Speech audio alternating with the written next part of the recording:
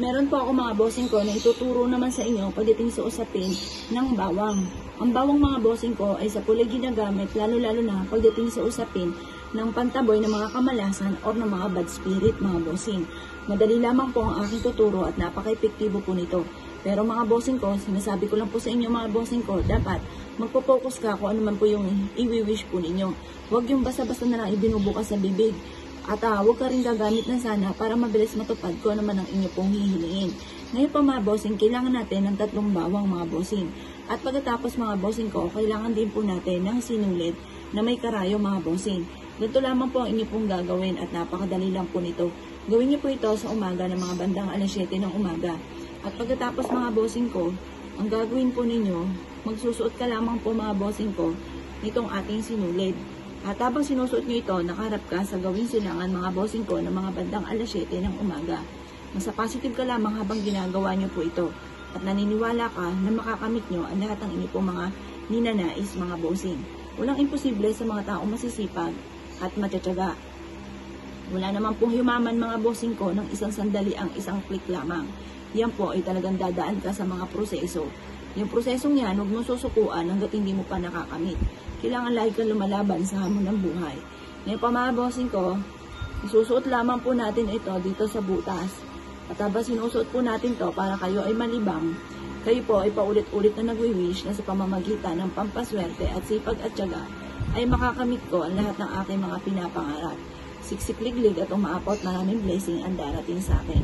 Ganoon ang mga pag-wish mga bossing. Ngayon, hindi ko po siya maisuot.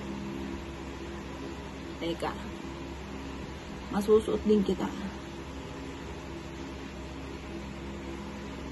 Yan. Kailangan maisuot natin to kasi iba rin po yung usapin ng karayom at ng bawang.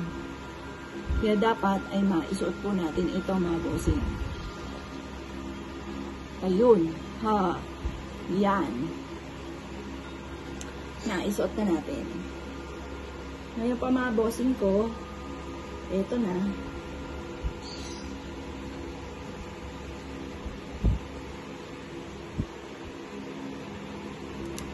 Yan. Antayin lang natin para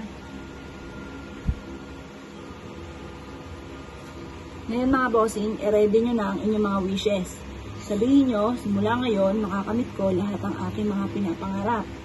Yan, siksiklik-lik at umaapaw at napakaraming blessing ang darating sa akin. Pwede nyo itong isabit mga bossing ko sa may main door or kaya mga bossing ko sa may kwarto ninyo o sa puno sa inyo pong harapan ng tahanan. Swerte po ito mga bossing.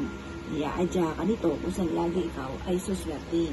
Sabihin nyo po sa pamamagitan nito ay magiging matagumpay ako at makakamit ko ang lahat ng aking mga pinapangarap.